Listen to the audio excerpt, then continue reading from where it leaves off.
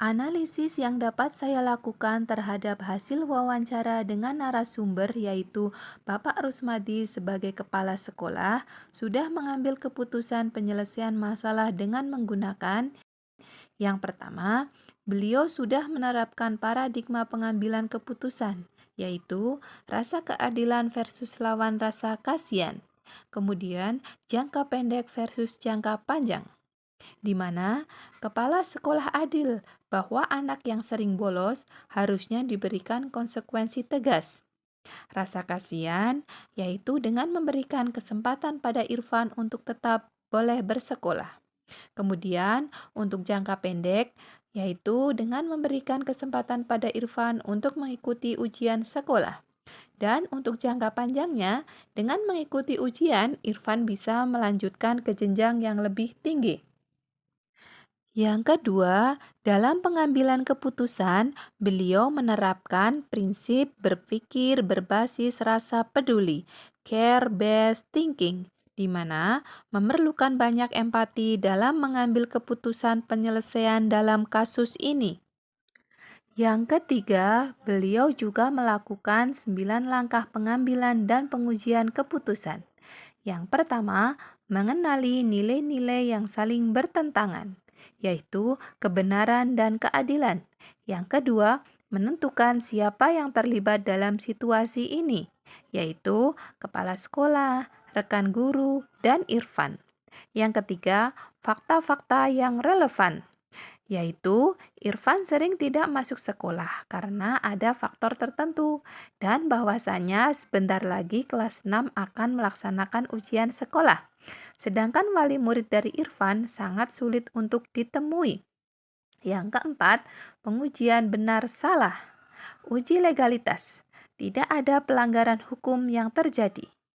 Uji regulasi atau kode etik. Tidak ada pelanggaran kode etik yang terjadi. Uji intuisi, anak yang sering bolos harusnya diberikan sanksi tegas, tetapi semua anak berhak melanjutkan masa depannya ke jenjang yang lebih tinggi. Uji publikasi, nyaman dan tidak menjadi kegaduhan. Uji panutan atau idola akan tetap memutuskan jika mengedepankan kepentingan sekolah. Yang kelima, pengujian paradigma benar versus benar, yaitu kebenaran versus keadilan, bahwa kepala sekolah benar untuk memberikan sanksi tegas jika ada anak yang sering bolos. Namun, kepala sekolah juga benar dengan memberikan kesempatan pada Irfan untuk tetap bersekolah. Yang keenam, melakukan prinsip resolusi, yaitu berpikir berbasis rasa peduli, care-based thinking. Nomor 7, investigasi opsi trilema, yaitu dengan memberikan kesempatan pada Irfan untuk bisa mengikuti ujian.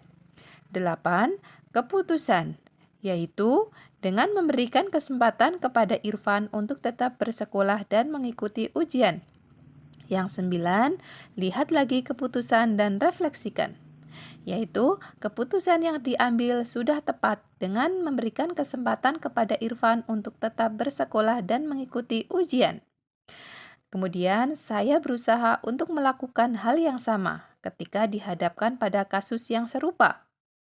Dan ambil pelajaran dari kasus ini adalah dengan setiap pengambilan keputusan perlu adanya komunikasi dan menerapkan empati agar sebagai pemimpin mampu membuat keputusan yang bijak dan masuk akal.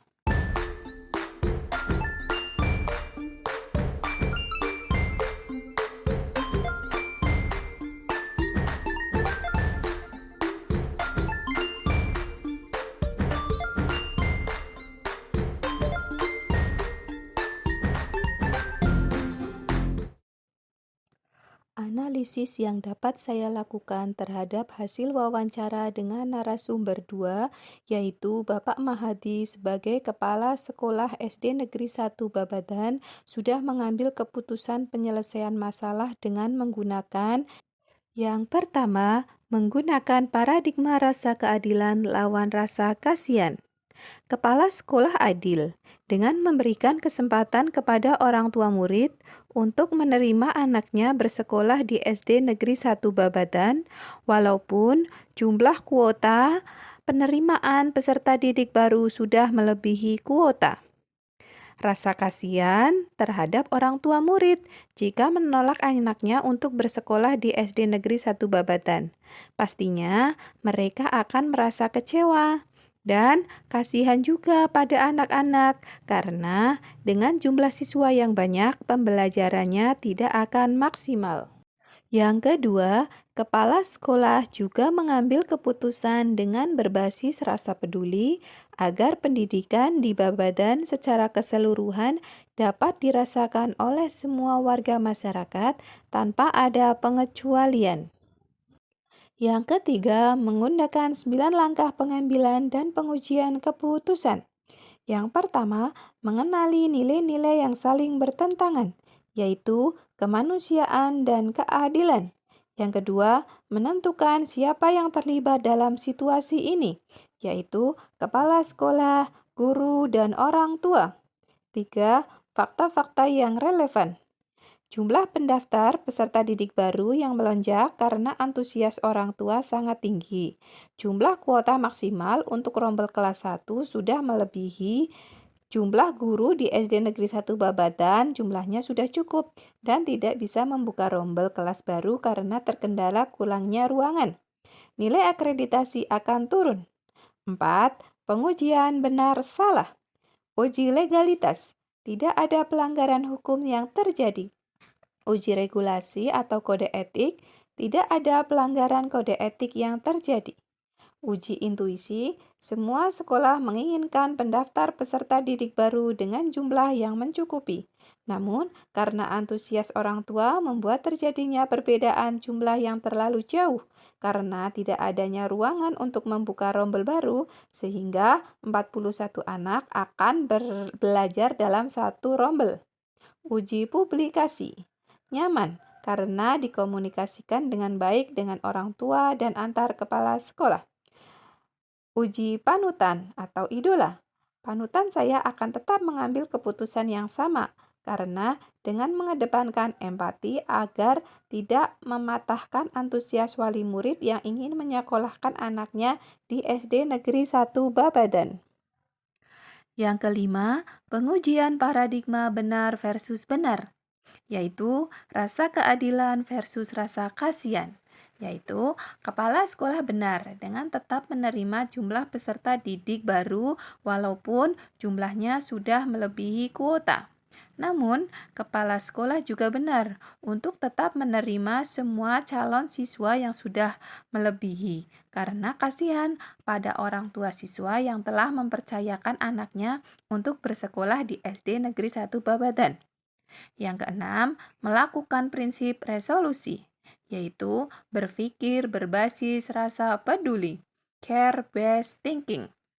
Yang ketujuh, investigasi opsi trilema, yaitu memberikan kebebasan kepada orang tua untuk mendaftarkan anaknya di sekolah yang sesuai dengan keinginan orang tua dan tetap menerima berapapun jumlah peserta didik baru. Kemudian, mencari cara baru dengan membuka kelas atau membagi kelas dalam 2 sesi pembelajaran. 8. Keputusan. Menerima semua calon siswa yang sudah mendaftar. Nomor 9, lihat lagi keputusan dan refleksikan. Keputusan yang diambil sudah tepat dengan menerima semua calon peserta didik baru. Jika saya sebagai kepala sekolah, saya akan mengambil keputusan yang sama jika dihadapkan pada kasus yang serupa. Ambil pelajaran dari kasus ini adalah perlu adanya komunikasi lebih lanjut mengenai cara menerima semua siswa yang masuk di SD Negeri 1 Babadan. Dapat juga membuat kelas baru dengan cara membagi kelas menjadi 2 sesi pembelajaran, yaitu sesi pagi dan sesi siang. Karena kembali lagi, mendaftarkan anaknya ke sekolah maupun merupakan hak dari orang tua yang sebenarnya tidak boleh kita larang. Orang tua ingin memberikan yang terbaik bagi anaknya dan merasa bahwa SD Negeri 1 Babadan lebih meyakinkan.